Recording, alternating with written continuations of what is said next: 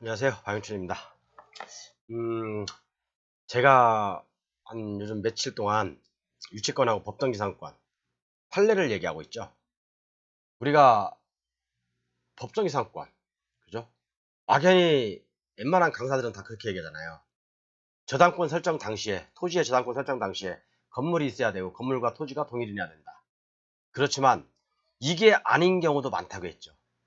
판례를 제가 예를 들어가면서, 수십 개의 판례를 예를 들어가면서, 그죠? 이런 강의는 이제 하지 말자. 이런 강의 하면 안 된다. 법보다 위에 있는 게 판례입니다, 여러분. 그죠? 법에서 판단을 못 내리니까 우리가 법조문에서 해석할 수 없는 것들을 존경하는 판사님들이 판단을 내리는 것이 판례예요. 그죠? 판례이기 때문에 지금까지 이런 강의를 들었다면 여러분 실력 평생 가도 안 늡니다. 평생 가도. 제가 사실은 이렇게 판례를 강의하려고 했던 이유는 법정기상권 유치권을 강의하는 강사들은 굉장히 많아요. 그렇지만 어느 누구 하나 정말 이렇게 판례를 들이대면서 이게 틀렸다. 지금까지 이런 판례가 틀렸다. 그리고 우리가 이런 걸 낙찰을 받았을 때 어떤 위험 요소가 있다. 판례를 들이대면서 얘기해 준 사람 아무도 없다는 얘기죠. 그래놓고 어느 순간에 경매시장을 조용히 떠나게 만들죠. 사람을. 정말 사람 약 올리는 것도 아니고 자기가 모르면 하지 말아야죠. 그죠? 지금까지 배웠던 지식들 그것을 제가 잊으라고 했죠. 그죠? 유치권도 마찬가지예요. 유치권. 유치권, 타인의 물건, 유가증권을 점유한 자는 뭐 어쩌고저쩌고 그 내용들이 쭉 있죠. 그죠? 물론 그 법조문이 맞아요. 그렇지만 실질적으로 어떤 다툼이 있었을 때 법원으로 갔을 때는 얘기가 달라진다는 얘기죠. 상황이 달라진다는 얘기예요. 물론 판사님들도 테두리 안에서, 법조문 테두리 안에서 해석을 하려고 하고 그렇게 노력한다고 저는 생각합니다. 그렇지만 그 판사님들이 판단할 때는 여러 가지 사회적인 요인도 고려해야 되고요. 어떤 그때 상황도 고려해야 될 거고 수많은 요인들이 고려될 거라고 봅니다. 그래서 실질적으로 법에서 나오지 않는 것들은, 법조문에 나오지 않는 것들, 또 법조문을 가지고 해석을 잘못하는 경우는 결국에는 대법원까지 가야 되는 경우가 많아요. 그래서 제가 한 10강에 걸쳐서 법정기상권 유치권 강의를, 물론 다 중요한 것들 다 좀 보여드리지는 못했어요. 뭐 또 너무 이렇게 제가 이런 강의를 하다 보면 구독자 늘지도 않아요. 뭐 물건 실컷 소개하고 뭐 한 5억짜리 물건, 2억짜리 물건, 뭐 2억에 나도 건물주 낼 수 있어요. 뭐 그런 물건들 소개하면 저도 구독자, 제가 알거든요. 구독자 금방금방 늘어요. 구독자 금방금방 드는데 이런 기본적인 강의를 하고 난 다음에 그런 것들도 가능하다고 봅니다. 그리고 그런 것들 해야 맞고요. 그래서 이번 주제는 법정이상 유치권 판례 강의를 이제 마무리하면서 지금까지 알고 있었던 지식은 잊어라. 잊어라. 그다음에 이제 후단에 주식 추천주 점검이 있어요. 제가 이제 8월 달부터 새롭게 어떤 추천하는 것들이 있죠. 6월 달, 7월 달 했던 종목은 제가 안 한다고 했죠. 이제 식상해서 안 해요. 저도 이제 그 종목들 안 합니다. 많이 먹었기 때문에 안 해요. 뭐 캠시스, 그다음에 뭐 현대 일렉트릭, 그다음에 뭐 현대로템, BHI, 뭐 우진, 그다음에 뭐 재룡전기, 일진전기로 급락했다. 많이 얘기 안 하니까. 얘기 안 해서 급락했나? 모르겠어요. 왜냐면 제가 그런 종목 이제 안 합니다. 6월달, 7월달 제가 언급했던 종목 지금 가지고 계셔서 지금 다 질문하지 마세요. 귀찮아요. 수익 나면 무조건 주식은 파는 게 정답이고요. 그래서 일단은 요렇게 법정기상권 유치권 법조문을 가지고 강의하는 분들이 있다고 한다면 그런 강의는 제가 볼 때는요 굳이 뭐 많이 들을 필요는 없다고 생각해요. 물론 그분들도 훌륭하신 분들도 많이 있어요. 하지만 일부 강사들이 강의하는 거 보면 저도 좀 웃지 않을 수가 없어요. 자, 그래서 오늘 이렇게 이제 한번 해서 마무리 강의를 좀 한번 해볼게요. 마무리 강의를 해보고 누구를 제가 탓하고 뭐 욕하고 그러는 게 아니라 좀 우리가 법정기상권 유치권을 강의하시는 분들은 판례도 봐야 된다. 판례가 굉장히 많아요. 또 판례가 되게 처음부터 끝까지 마침표가 없어요. 그죠? 저는 좀 이게 국어도 잘해야 될 것 같아요. 판례를 읽으려면 국어도 잘해야 되는데 좀 존경하는 판사님들 좀 이렇게 중간중간에 마침표 좀 한번 넣어주시고 심표 좀 넣어주시고, 물론 심표는 있더라고요. 근데 좀 이렇게 단락단락마다 마침표를 좀 넣어주셨으면 좋겠어요. 판례를 만들 때. 전 그걸 좀 바라고 싶어요. 공부하는데 너무 힘들고 우리 이제 뭐 공인중개사 공부할 때 저도 되게 힘들었습니다. 이렇게 하고, 자, 그럼 한번 볼게요. 제가 이제 전 강의 때 강조드린 게 뭐냐면, 자, 법정기상권 법조문이 뭐죠? 법정이상권. 법조문이. 저당권 설정 당시에 토지의 건물이 있어야 되고, 그죠? 토지와 건물이 동일 소유해야 된다. 이게 바로 대전제잖아요. 자, 그런데 이제 여러 가지 우리가 사회생활 하다 보면 변칙들이 많잖아요. 그죠? 뭐 토지의 저당권 설정할 당시에 건물이 있었어. 그죠? 건물을 가지고 때려 붓고 신축 건물을 졌어. 근데 여기에는 저당권이 설정되지 않았어.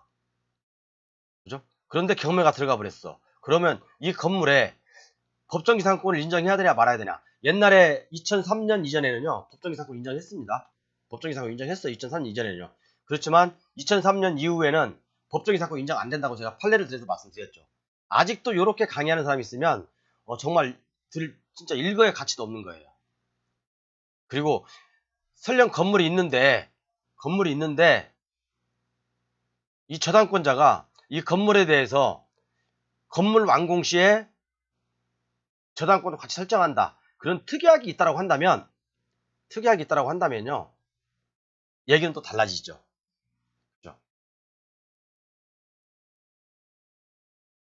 이때는 법정이상권 인정됩니다.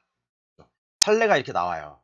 우리가 이런 것만 경매에 낙찰받는 건 아니잖아요. 여러 가지 변수가 있잖아요. 그죠? 여러 가지 변수가 있어요. 그렇잖아요. 법에서 다 짧은 조문이 어떻게 다 이 많은 것들을 세상 만사 모든 것들을 다 해석할 수 있겠어요. 그렇기 때문에 판사님이 존재하는 거고 법원이 존재하는 거 아닙니까? 그래서 우리가 이런 법정이상권 성립 여지 있는 물건들, 성립 안 되는 물건들을 봤을 때는 나중에 이거 성립 안 되네? 덜컥 들어갔어. 그런데 나중에 딱 받고 나니까 이 저당권자하고 이 건물 소유자하고 특이하게 있어. 특이하게. 건물 완공 시에는 저당권을 공동저당을 설정하기로 한다. 딱 그런 특이하게 있으면 어떻게 할 겁니까? 법정이상권 인정되는 거잖아요. 그죠? 박살 나는 거죠. 이제 뭐 한 30년 동안 경관 고물은 30년인가? 연화조 석조 연화조 그런 것들은 뭐 15년이고 저도 모르겠어요. 공부한 지 하도 오래돼가지고 뭐 저보고 이제 숫자가 틀렸네 어쩌냐 그런 말씀하시는 분도 계시는데 뭐 제가 숫자를 저는 머리가 좀 나빠가지고 제가 숫자를 잘 기억 못해요. 그런 부분 좀 이해 좀 해주시고요. 필요하신 분들은 법조문 찾아보면 다 나와 있어요. 그렇기 때문에 이런 것들 그리고 낙찰을 받았을 때 여러분 어떻게 하실 거예요 이거? 나는 법정이상 성립 안 된다고 들어갔는데 저당권자하고 이런 미략이 있었으면 어떻게 할 겁니까? 이건 계약은 당사자 간에 효력이 있는 거잖아요. 그죠? 그래서 지금까지 막연히 저당권 설정 당시에 토지에 건물이 있어야 되고 건물과 토지 있다는 얘기 하지 말자는 얘기지. 더 이상 이제 더 이상 이런 얘기를 가지고 10년 전, 20년 전, 30년 전 가지고 제가 항상 강의할 때 강사들도 공부를 해야 된다고. 10년 전, 20년 전, 30년 전 그거 가지고 자꾸 울고먹고 또 울고먹고 정말 더 울고먹을 데가 없어가지고 이제 뼈까지 정말 응? 뭐 갈아서 마시는 어떤 그런 좀 강의는 그만했으면 좋겠습니다. 시대가 변한 만큼 판례도 변해요. 시대가 변한 만큼 판례도 변해요. 그래서 판례도 그죠? 변화를 주잖아요. 1990년대 판례를 2003년에 변경을 하잖아요. 판례도 변경을 하잖아요. 그죠? 대법관님들이 뭐 앉아서 맨날 자리에 앉아서 월급만 축내는 거 아니에요. 이분들도 이렇게 사회에 불합리한 것들, 어쩐 좀 문제거리가 많은 것들은 항상 이렇게 심의를 하고 연구를 하고 그래요. 그래서 항상 그걸 또 공지를 하고 자, 그래서 요런 것들 정말 제가 전 강했던 요런 것들 해서 그다음에 법정기상권 성립 안 되는 것들 뭐 컨테이너 이동이 용이하거나 해체가 용이한 것들 그다음에 그 주물과 그 토지와 또는 그 주된 목적과 어떤 그런 가치 별개의 물건들이나 또는 뗄래야 뗄 수 없이 부합물이라든가 그런 부합물, 종물 그런 거 그다음에 어떤 그런 변소 그런 것들까지 다 이제 제가 설명을 드렸죠. 가설건축물 설명하면서 건축법까지 예를 끌어들여서 얘기를 했죠. 그것은 제가 얘기한 게 아니라 판례가 그렇게 얘기하는 거예요. 여러분들 가설건축물이 딱 나왔어. 이게 법정기상권 성립이 안 해. 모르잖아요. 그죠? 헷갈리잖아요. 건물이네? 뭐 민법에서 지등과 지붕과 벽이 있으니까 건물이네? 그럼 가설건축물 저당권 설정 당시에 가설건축물 있으면 법정기상 성립하겠네? 이렇게 강의하는 사람도 아직도 있더라고 보니까요. 그죠? 그런 분들은 판례를 제대로 이해를 못하고 읽질 않은 거예요. 제가 농담 삼아 그러잖아요. 제가 대한민국 지금 숨어있는 지하에 운둔생활 하고 있지만 제가 대한민국 공법에서는 다른 누구하고 얘기를 해도 제가 지진 않는다고요. 공법뿐만 아니라 다른 것도 마찬가지예요. 제가 좀 잠깐 좀 움츠리고 있긴 한데 그래서 제가 이렇게 좀 거침없이 사실은 강의하는 것도 없지 않아 있어요. 없지 않아 있고 그래서 이제 여기까지 하고 여기서는요. 그래서 한번 쭉쭉쭉 한번 읽어볼게요. 나머지 이제 판례가 제가 이제 설명 안 드린 것들 중요하다고 생각되는 거 메모 따로 해놨거든요. 그래서 요거 몇 가지가 되더라고요. 요런 것들. 저당권 설정 당시에 기둥, 지붕, 벽이 없어도 법정지상 성립할 수 있어요, 여러분 이거. 그죠? 법정지상 성립, 기둥과 지붕과 벽이 있다고 해서 이런 것만 법정지상 성립하지 않는다고 했죠. 제가 판례 예를 들어드렸죠. 지붕이 없어도요, 법정지상권 성립될 수 있습니다. 여러분들이 낙찰 받을 때하고 판례로 갈 때는 틀려요. 이거 2013년 판례예요, 여러분. 제가 딱 공개를 해드릴게요. 강사분들 제발 이런 거 좀 보고 얘기를 좀 하십시오. 가행되지 않았던 거예요. 그죠? 그리고 우리가 이제 매각대금을 다 낸 때를 법정지상권 성립 여부 판단 시기로 보느냐 아니면 저당권 설정 시기로 당시로 보느냐. 그죠? 판례에서는 우리가 저당권 설정 당시로 보잖아요. 저당권 설정 당시로. 판례는 그렇게 안 본다니까요, 여러분. 판례는 그렇게 안 본다니까요. 매각대금을 다 낸 때를 그죠? 법정지상권 성립 여부가 되냐 안 되냐 그걸로 보는 거예요. 아직도 저당권 설정 당시로 저도 물론 강의를 이렇게 해요. 법적으로 이렇게 나와 있으니까. 이렇게 얘기하는 사람이 있으면 정말 이건 하수 중에 하수. 그냥 10년 전, 20년 전에 배웠던 거 그대로 지금까지 물고 먹는 거예요, 그냥. 모르는 공부하는 사람들한테. 2003년 제가 판례를 보여드렸고, 그 다음에 이건 2013년 최신 판례죠. 2014년 판례죠. 그런데 이 판례에서 매각대금을 다 낸 때 법정지상권 성립 여부냐, 아니면 저당권 설정 당시를 보느냐. 저당권 설정 당시가 아니란 얘기예요. 매각대금을 다 낸 때, 이때 건물의 외형을 갖춰야 되고, 그죠? 예상할 수 있을 정도로, 그죠? 건물이 공사가 진척되고 있다고 한다면 인정된다는 얘기예요. 그 다음에 신축 건물에 저당권 설정 등 특별한 약정이 있으면 아까 설명드린 거죠. 약정이 있으면 법정지상권 성립해요. 그죠?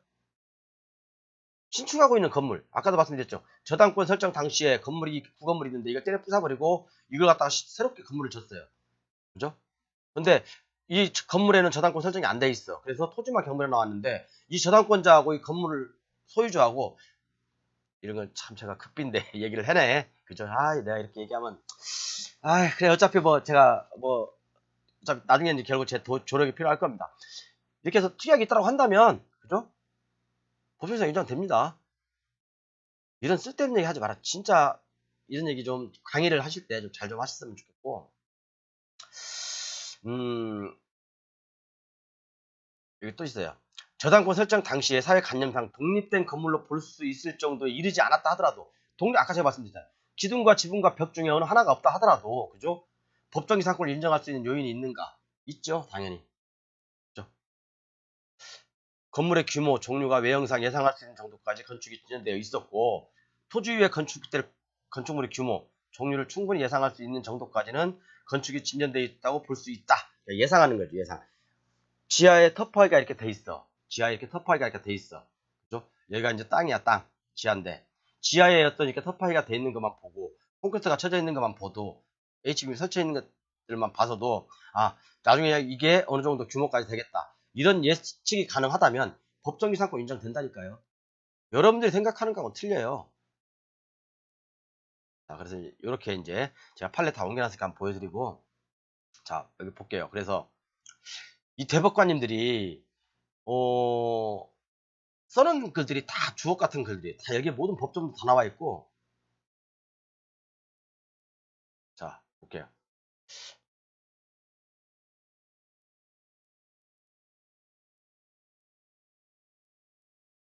자, 핵심만 얘기할게요.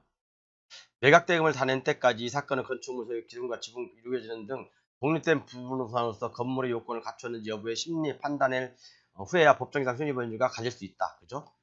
우리가 생각하는 상식하고는 틀리죠. 우리가 생각하는 법조문을 이렇게 해석하는 거예요. 법조문을 이렇게 판단을 하시는 거예요. 그렇죠?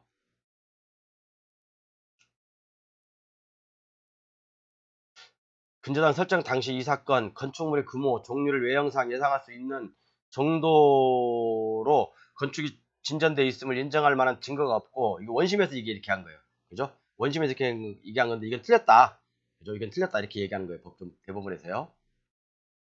그리고 또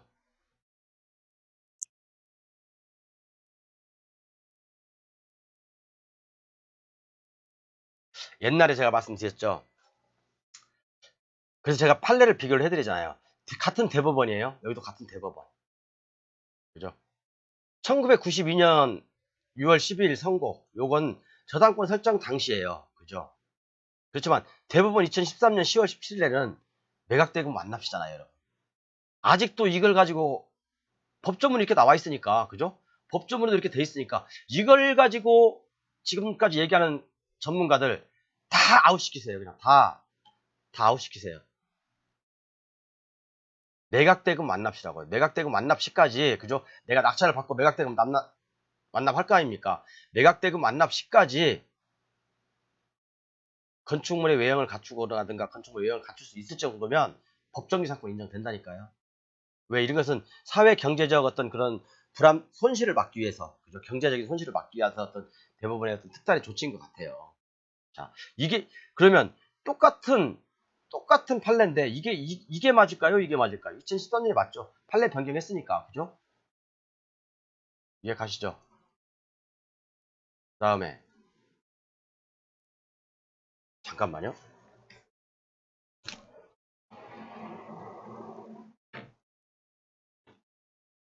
이게 맞죠? 그리고 또 하나가 있는데, 토지에 대해서 법정기상권을 배제하는 특이한 효력이 있을까 없을까요? 여러분, 토지가 이렇게 있어. 그럼 나중에 나 건물을 줘도 법정기상권을 인정하지 않는다. 서로 상호간에 특이하게 있으면 이게 효력이 있을까요 없을까요? 없어요. 이건 강행규정입니다. 강행규정이에요. 없어요. 판례 나와 있습니다. 가설건축물. 승낙을 받아서 건물 신축한 가설건축물을 하더라도 가설건축물은 저번 시간에 말씀드렸죠. 제가 법정상 강의하면서 인정 안 된다. 왜? 3년이나 또는 5년 안에 때려 부숴야 되는 물건인데 무슨 법정기상권은 경구한 건물은 30년, 뭐 저기한 것은 15년, 뭐 저기한 것은 5년인데, 그죠? 이런 뭐 가설건축물 3년 안에 건축법상 3년 안에 때려 부숴야 되는 것들인데 이게 그 가설법상 법정기상 인정하면 뭐 다 가설건축물 지켰네. 씨. 요거 했고 말씀드렸고,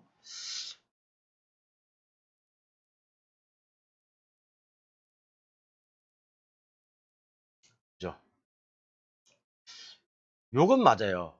민법 제366조 법정지상권은 지상권 설정 당시 지상 건물을 존립을 전제로 하는지 여부. 당연하죠. 요것은요. 오케이. 그죠? 그래서 이제 1978년에 건물이 존재할 경우에 하나여 법정지상권 성립되며 어쩌고저쩌고. 이 판례는 아직 변경할 필요가 없다. 판례 변경이 안 된 겁니다. 이건 법조문에 나와 있는 거죠. 그죠? 법조문에 나와 있는 거기 때문에 아직 판례가 변경이 안 된 거고 맞는 거고요. 그 다음에 여기까지 할게요. 이제 법정이상 더 이상 가면 이제 기타 이제 또 분쟁 소지가 많은 것들은 따로 판례가 또 있어요. 이제 그런 것들까지 다 하면 여러분들 막 머리 뒤죽박죽 돼버리니까 또 이제 제가 좀 빠진 게 뭐냐면 지분과 관련해서 공동 지분과 관련해서 법정이상권이 빠졌어요. 그 부분은 굉장히 중요하거든요. 그런 경우가 사실 큰 돈이 되는 거예요. 그런 경우 제가 나중에 이제 시간 되면 한번 실제 상황하고 판례하고 엮어서 한번 여러분들께 말씀드리도록 하고요. 이제부터는 제가 이제 8월 달에 추천드리고 있는 종목들을 좀 이렇게 얘기를 해볼게요. 주식에 관심 없으신 분들은 나가셔도 됩니다. 지금부터는 이제 주식 강의를 조금만 간단하게 할게요. 5분 정도, 5분 10분만 할게요. 자, 한번 볼게요. 제가 종합지수는 잘 가면 여기 전저점 2600, 2550이나 2600. 이제 상승할 폭이 얼마 안 남았다. 그래서 좀 조심을 해야 된다. 그래서 종합지수 하락 시에, 그죠? 하락 시에 강할 수 있는 종목으로 갈아타자. 제약바이오, 게임주, 그 다음에 일부 엔터주, 그죠? 그 다음에 8.15 관련해서 8월 달에 이슈가 있는 종목들.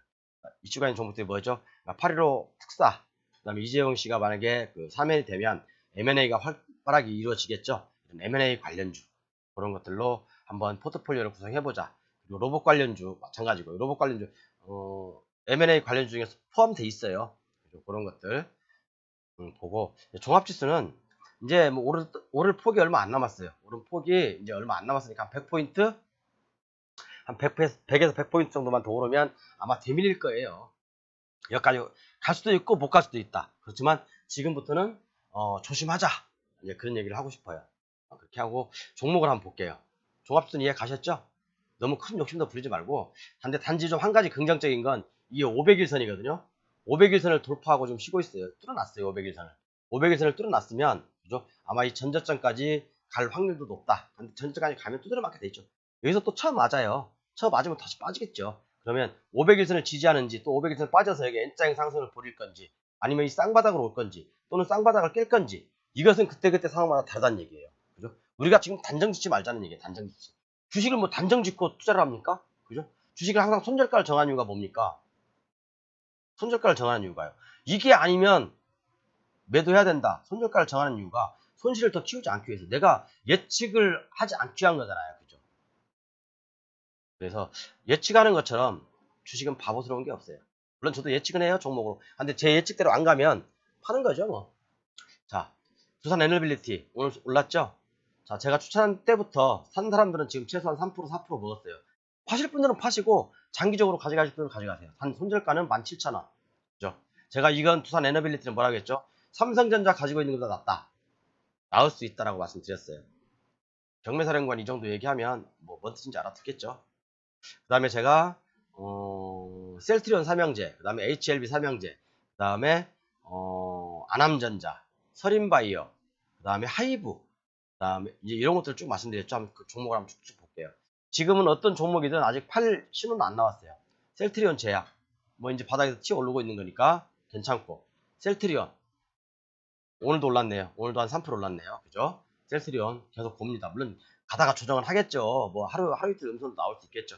셀트리온 헬스케어 보죠. 뭐 이거 뭐 팔아야 될 이유가 있습니까 이거? 뭐 기술적으로 제가 어제 말씀드렸죠.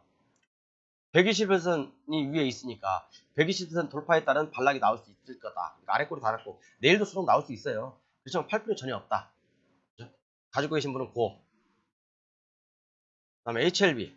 HLB는 제가 뭐라고 말씀드렸죠. 5일선 깨지기 전까지는 고. 오늘 5일선에다 대고 사신 분들은 다 플러스 수익. 그죠? 아직 5일선 안 깨졌잖아요. 그죠?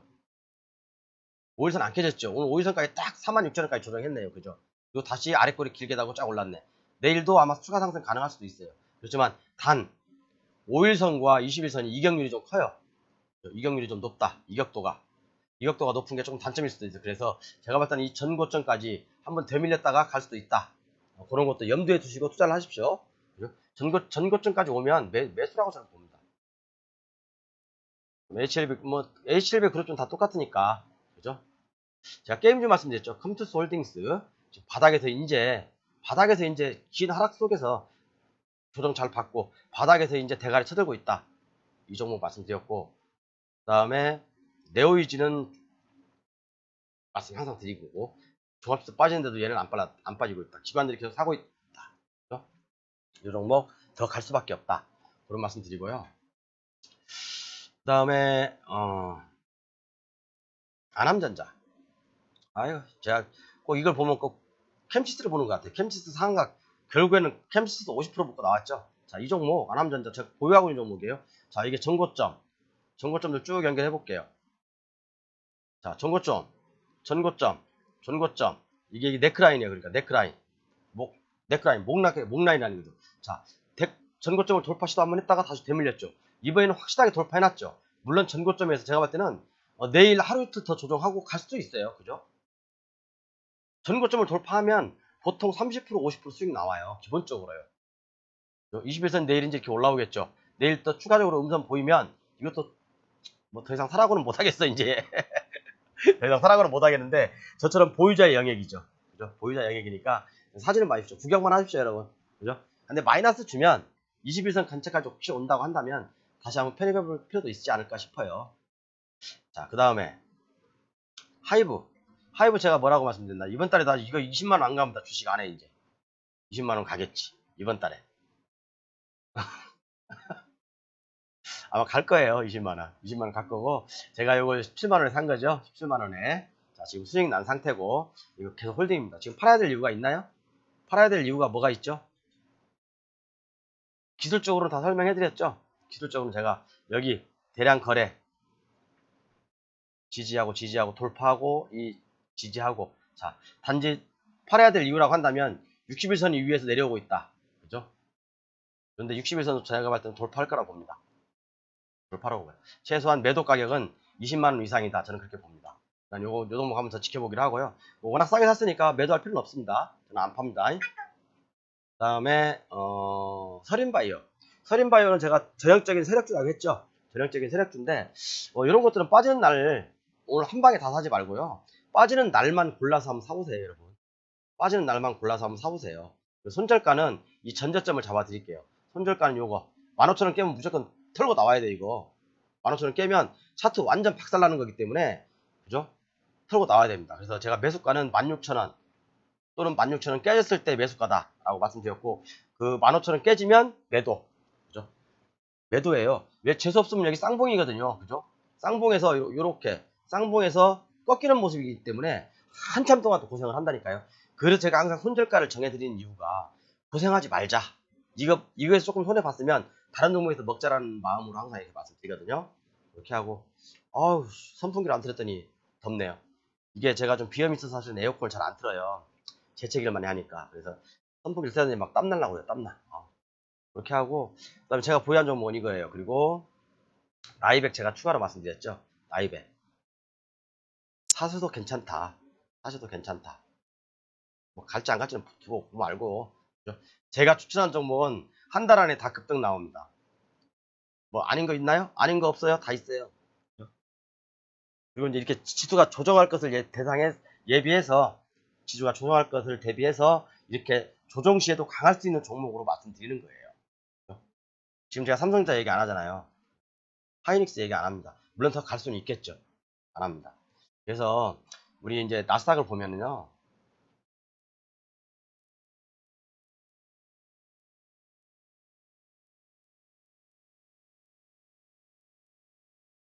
나스닥을 보면, 제가 나스닥 차트 말씀드렸죠. 하락 추세대를 쫙 긁어놓으면, 그죠? 나스닥이 이제 오를 만큼 올랐어요. 그죠? 고점. 이제 쳐맞고 내려온다니까. 이제 쳐맞고 내려올 밖에 없어요. 당분간. 단기적으로. 여기서 안 쳐맞을 것 같아요? 제가 봤을 때는 올라도 단기 상승이에요. 올라도 단기 상승. 그다음 또 다시 쳐맞고 내려와요. 자, 그러면 우리가 이제 지수 조정에 대비해야 되잖아요. 지수 조정에 대비하려면 지수 조정 시에 강세인 업종들로 가야 되잖아요. 지금까지 못 올랐던 거, 아니면 세력 가치가 뛰어난 것들, 그다음에 8월달에 재료가 있는 것들, 그런 것들로 홀딩해야 되겠죠, 그죠? 저는 그런 것들이 엔터주, 게임주, 지금까지 주기일차게 하락만 했던 거, 그죠? 그다음에 바이오 관련주, 그다음에 뭐 삼성 이재용 특사 관련해서 이제 뭐 안암전자 같은 거, 그런 것들 얼마나 좋습니까, 매수하기가. 특히 하이브는 지금 완전 날바닥인데 뭐 그냥 눈 감고 사도 10% 먹을 수 있다고 생각해요. 눈 감고 사도. 판단은 여러분의 몫이니까, 뭐 제가 뭐 귀신도 아니고, 어쨌든 저는 6월 7월 달에도 뭐 거의 뭐 100% 이상 수익 났으니까, 뭐 판단은 여러분 스스로 하십시오. 계좌 제가 딱 공개해드렸죠. 판단은 스스로 하시고, 어쨌든 오늘 이렇게 짧게 한다고 한 게 벌써 30분째네. 끝낼게요. 감사합니다. 어우, 왜 이렇게 시간이 빨리 가.